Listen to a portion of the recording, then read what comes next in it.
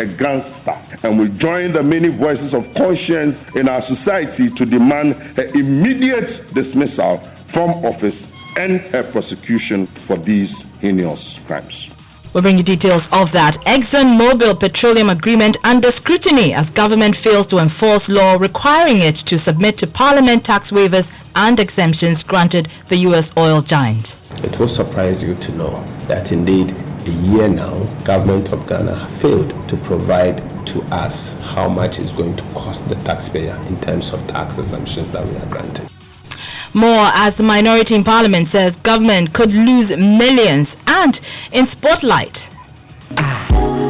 it's a one mic jam. And he just up where she are over rock of fiber. Capo chest in the Boston Dream London. Come fiesta, my boss up a Croydon. Over Berlin, Hamburg, we are West in Norway. What's from where you go? What's from where you go? Obey you any room. What's your shiny dome? Fried rice, golden salad, put in the bottom.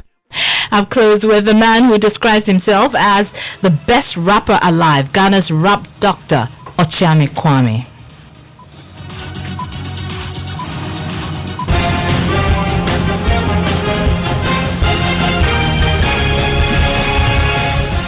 This is your election headquarters. I'm Arba Kumson. Now, the Electoral Commission has identified the busing of people as an underlying factor for conflicts at registration centers.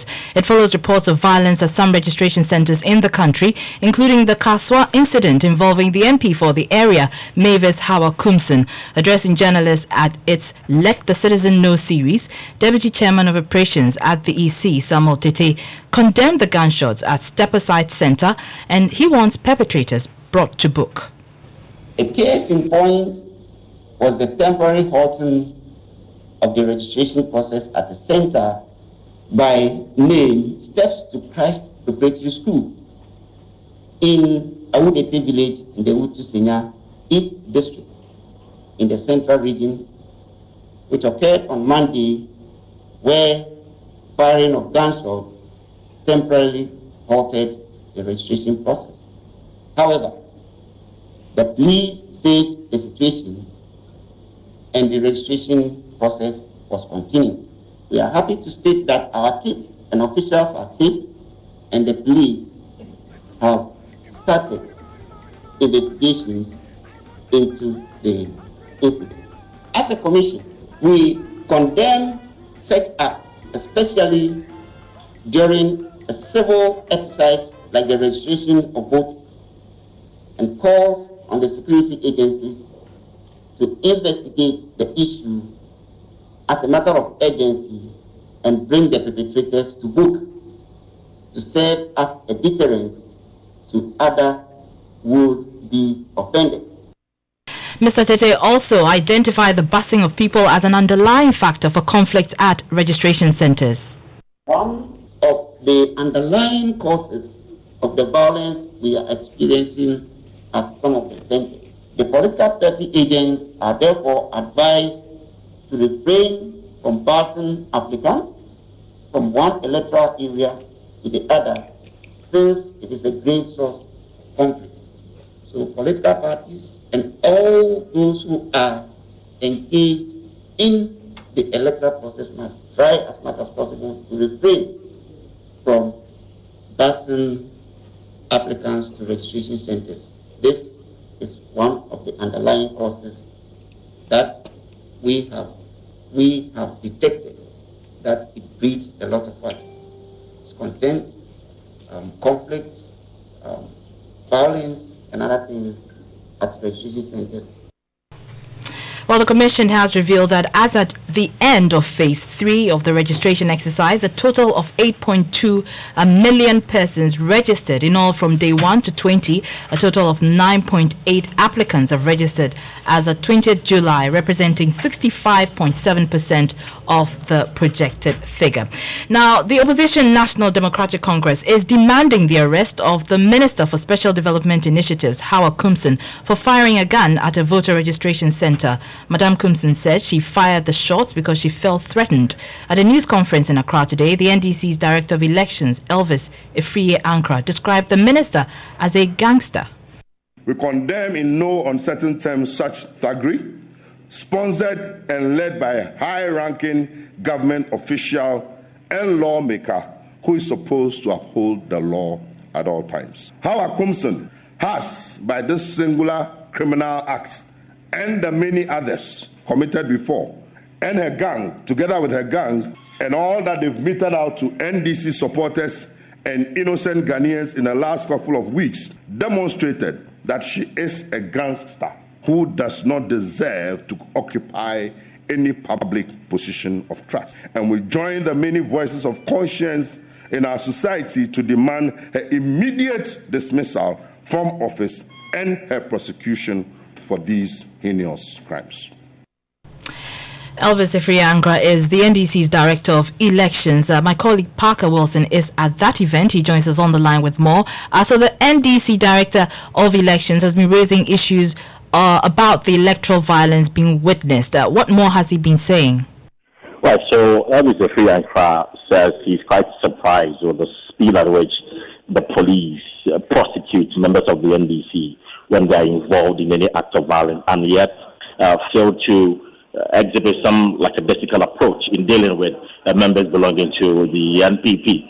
And so with the calls to arrest and prosecute Madam Hawa Kumsen, they are not surprised that that wouldn't happen, but rather they are serving notice that should the police fail to do the needful, the new NDC government would definitely arrest and prosecute Madam Hawa Kumsen. And again, they allege that the President Kufuor, has been endorsing some of these acts, and that is why we see quite a number of them being perpetrated by members belonging to the NPP.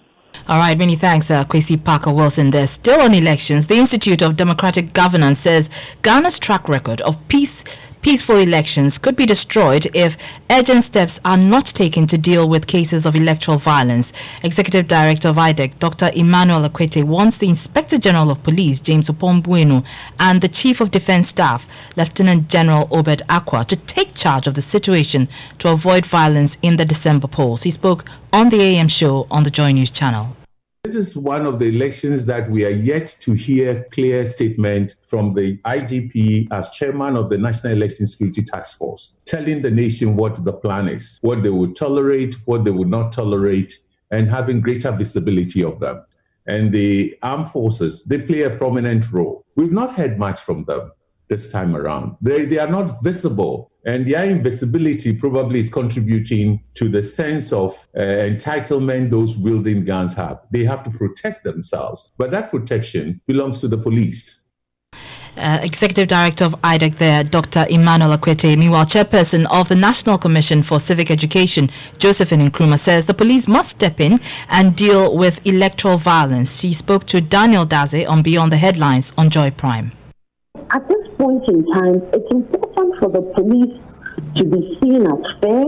It's important for the police to be seen as being objective and ensuring that whether you are on the side of Party A or Party B, whether you are in the ruling government or in the opposition, the law applies equally. I wanted to ask the direct question about vigilantism, which you alluded to earlier. You've done a lot of work on that in the NCCE. Do the events that occurred since the beginning of the voter registration suggest that we have made any progress at all? It tells us that there is still a lot of work that has to be done.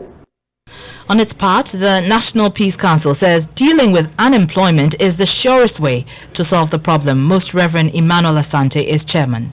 Any move that will be put in place to ensure that people are engaged, they are in gainful employment, they have something to do, will help us a lot. Because a lot of these people are in that, vigilantism, hooliganism thing, because they have nothing to do, they have no jobs, and people use their services. Most Reverend Emmanuel Asante is chairman of the National Peace Council.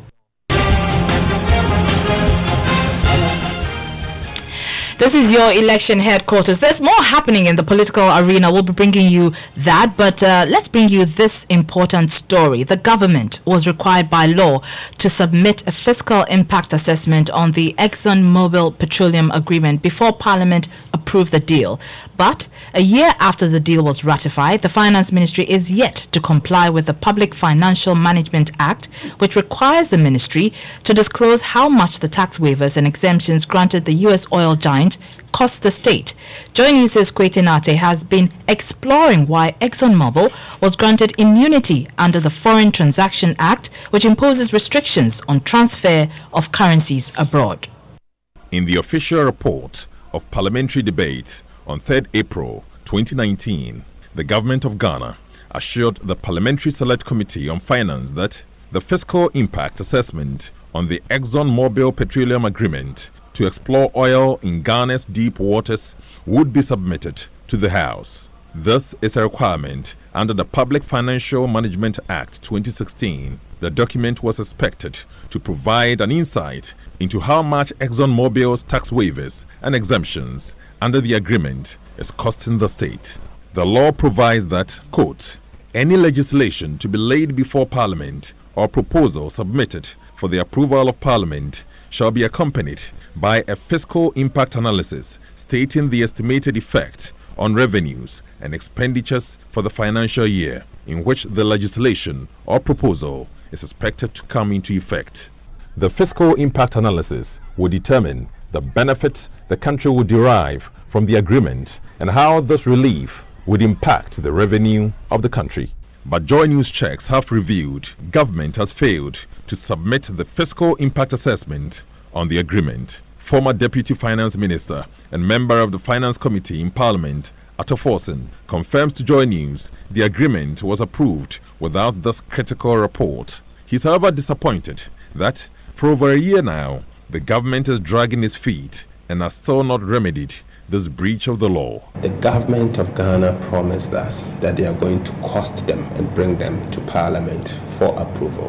It will surprise you to know that indeed a year now, government of Ghana failed to provide to us how much is going to cost the taxpayer in terms of tax exemptions that we are granted. But Vice Chairman of the Energy Committee, George Duker, defends government, arguing that such delays are characteristic of how Parliament works when it comes to ratifying agreements.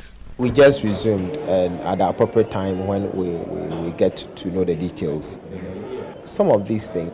Yesterday I was in Parliament and I was having a discussion with a friend, and they said they came to Parliament to discuss 2016 audit report. PAC report 2016. It's not 2017. So yes, it could be a year, but I believe as far as this industry is concerned, I would say that we're still within time. Yes, it's good you are monitoring, you're tracking. ExxonMobil Exploration and Production Ghana Limited, according to the agreement, is to explore its deep water Cape 3 Points block offshore for 25 years if commercial discovery is made. This day has been a good day in the sense that we have brought into our oil space a company with the strength, the reputation and competence. And that nameplate, ExxonMobil, in our oil and gas exploration space will indeed give us a lot of credit in the industry. We are excited to bring our technology, and as you said, we have a unique place on that, and we are looking forward to working here, to opening an office here, to working with you to hopefully find and have success in this ultra deep water. It's a good day for Ghana, and I hope it's going to be a good day for Exxon. It's been a relatively tortuous road to bring you to Ghana, but you're here. Government came under a backlash from civil society groups, including the Public Interest and Accountability Committee, over this deal. They sounded the alarm because open competitive bidding, which is the recommendation of the Petroleum Exploration and Production Act 2016, was not followed. This is a position the former Deputy Finance Minister, Ato Forson, has supported in the past. But chief among the worries of the former Deputy Finance Minister is a blank check of waivers and exemptions brought to Parliament a year ago. Mr. Forson places the cost of waivers and exemptions at billions of dollars based on discussions with finance ministry officials. The back of the envelope calculation that we have done is that this is going to be in billions of dollars, unfortunately, but it has not been costed. So we're still waiting. What would these waivers and exemptions mean for oil-producing communities which have been anticipating the entry of such oil giants to improve their livelihoods? The Cape 3 Points community is the epicenter of Ghana's offshore oil exploration activity. I am on my way there. The roads leading to this community are among the worst in the country. They are dusty, bumpy, and narrow. Motorists spend hours navigating this road. Nana Kumjahini is a Jasahini of Akode. He says post-harvest losses are common here as a result of the bad roads. Enough during Kufu era. We want to him even the post on the black front page of Daily Graphic that from Sango to Akode Road has given to contract. So since Kufu time, government after government, we have pushed even this Kufu this government. We are one that tries. Kufu during the first campaign, during the first time when he was doing the campaign, he came to Akode here. And if you rather told us the basket of the road that whenever you get the chance, you do the road for us. Up to now, nothing has happened on that. So that report was filed by Kwete Nate, and we have reached out to government. They have declined comment. We also reached out to ExxonMobil. They sent us a mail responding, and my colleague Joseph Akable has a copy of that mail. What are they saying? The mail reads that, thank you for contacting us. As a matter of practice, we do not comment on commercial agreements, and is signed by Preba Akash, she's Public and Government Affairs Manager. All right, many thanks. Time to go back to politics.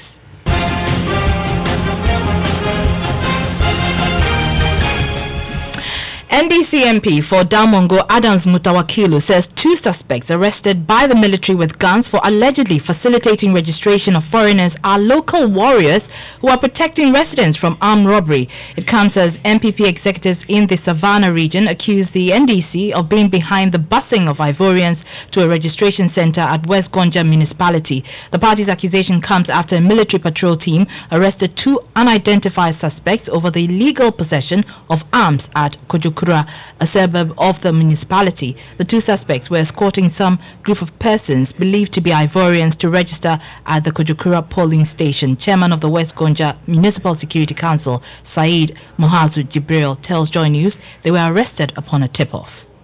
So we organized our security, the military and the police, to go and lay ambush there, only for them to see 2 to 3 truckloads of people, same vehicles that we turned away yesterday, coming back to register in that polling station, this time with what? Warriors leading them.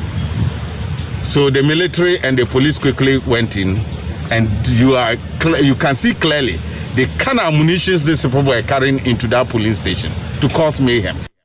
Meanwhile, the Savannah Regional Police Commander Enoch Edichum Bediako, who confirmed the arrest, says investigations are underway to ascertain the identities of the 2 suspects. The military, on their normal voter registration patrols, went to Kujokura and came to report with 2 suspects that they were found around a registration center in possession of firearms. So they were arrested by the military and handed over to the police. We are now taking their statements to know the next line of action. Let's go on the line and speak to correspondent Isaac Nonya for more on this. Isaac, you spoke to the MPP regional chairman there. What more has he been saying? Well, Alaji Idris Sulemana thinks that the party MPP is clean in the sense that they go by the tenets of the law, and the accusation level against them by the NDC is something that is coming in the vice versa. Let's listen to him as he places that accusing figures towards the NDC. First, when these things happen, NDC people, they beat our supporters. We didn't say anything. We went to them straight. we sat with them, we told them this is about registration, but not about violence. So when these things continue, they themselves took us to police station. We went to police station. We all agreed to one thing. And now they are doing what they want. But the people coming to register and then those who guiding them here, how are you sure that they are NDC people or they're coming from the NDC side? We know them. We know them. Vigilante groups. We know those vigilante groups. We know them. So that's the MPP Savannah Regional Chairman there. Well, NDC MP for Damongo, Adams Mutawakilu, says the warriors were armed with weapons by the local communities after about 5 people were killed by armed robbers last year, so they can protect residents. He warns the arrest will increase armed robbery in the area. That road leads to Dokupe, which is a Galamsey's hotspot, and as a result, there have been frequent attacks by armed robbers.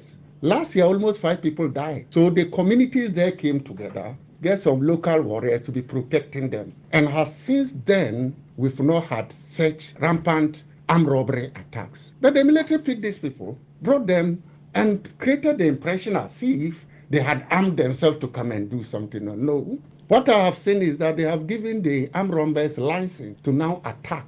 And if we don't take care, very soon we'll start recording armed robbery incidents at that spot. NDC MP for Damongo, Adams Mutawakilu there. Let's stay on the NDC because I am not a magician. Those are the words of former NDC Deputy General Secretary Koku Anyidoho to suggestions of helping the NDC campaign team to boost its chances of winning the December polls. Mr. Anyidoho has been out of the public eye since he lost his bid for the General Secretary position of the party. There have been reports of bad blood between himself and the NDC flag bearer John Dramani Mahama. Speaking to Osebonsu on Asempa FM's Ecosystem show yesterday, Mr. Anyidoho, who now heads the Atta Mills Institute, said it is too late for him to join the campaign team. Nobody has invited me again to serve on any committee. And so I spend my time nursing my baby, which is the Atta Mills Institute. But what's your more say? Your bitterness no enya against NDC per se, but against John Dramani Mahama. Where's the evidence? Why is it not vice versa? To play any role in the campaign. It's too late. I am not a magician. I am a hard worker. I am not a clairvoyant. President Mills called me 3 years and gave me time to work. I had to work, I had to think, I had to pray, I had to meditate. I'm not a magician. I never perform magic. I read the names out and the teams out. The records have it that I have produced a president before and I worked for a president. Let others also do same too. Former NDC Deputy General Secretary Koku Anyidoho that he was speaking to Osebonsu on our sister station Asempa FM's Ecosystem show yesterday. You're listening to the Midday News here on Joy997 FM. We're taking a short break. Top stories. Electoral Commission identifies busing of people as underlying factor for conflicts at registration centers. Meanwhile, the NDC is demanding the arrest of Special Development Initiatives Minister Hawa Kumsin, describing her as a gangster for firing a gun at a voter registration center. Also, ExxonMobil petroleum agreement under scrutiny as government fails to enforce law requiring it to submit to Parliament tax waivers and exemptions granted the U.S. oil giant. After the break, we have Spotlight. It's a one night jam. We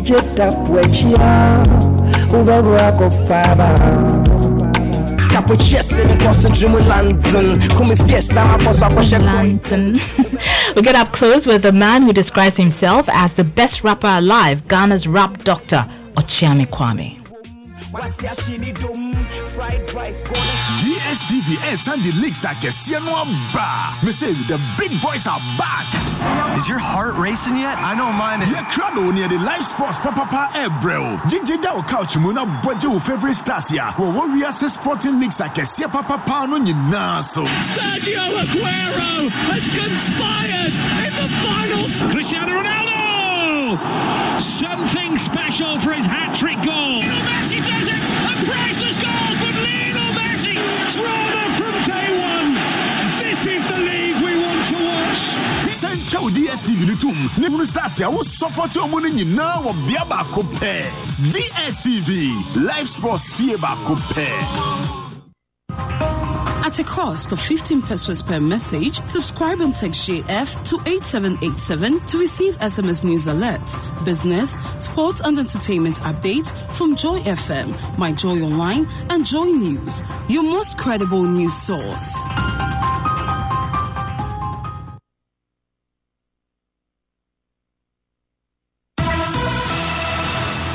You're welcome back to the Midday News. Time for sports. Let's talk about Isaac Dogbe. He made a successful return to the ring after 14 months by stopping American Chris Avalos in round 8. Dogbe dominated for 8 rounds and impressed on his debut in the featherweight division. Hans Mensah Ando assesses the implication of this victory for the Ghanaian boxer. Was crisp. His defense, characterized by constant movement of the head, was solid. His 4-punch combination and a sweeping right hand, which prompted the referee to end the contest, was delivered with speed and finesse. Hunter calling for the offensive attack. 3-punch combination from Dogbe. Now corners him, sweeping right hand, and that'll end it. Isaac Dogbe's return comes with an 8th round TKO victory. This was the beginning of a comeback rather than a comeback in itself. By his own lofty standards, Isaac Dogbe must beat an A-list boxer to put himself back into the world championship picture and erase the doubts over his credibility as a result of the 2 defeats suffered against Emmanuel Navarrete. Victory against Chris Avalos, who had lost 5 of his last 8 fights, opens the doors to those fights and another crack at the world title.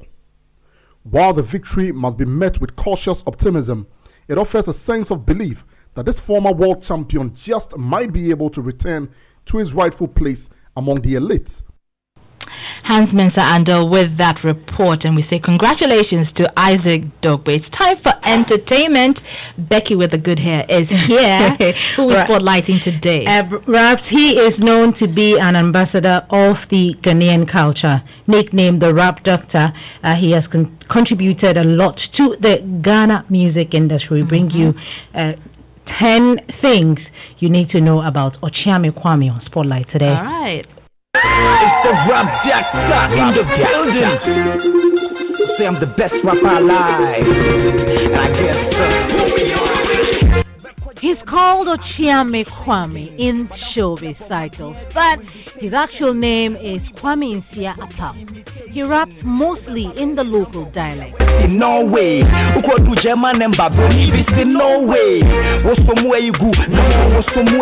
Started writing music in primary school and did stage performance while in secondary school. Everything that common sense can deal with, God lets his children deal with it. Ochiame Kwame was the other member of the Achiame Hip Life duo that parted ways with Ochiame Kofi.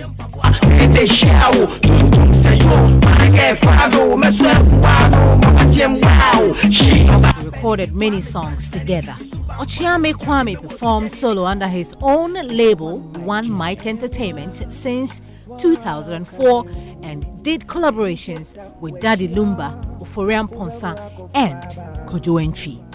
Over the years, the Rap Doctor has won many awards, including the 2009 Artist of the Year award.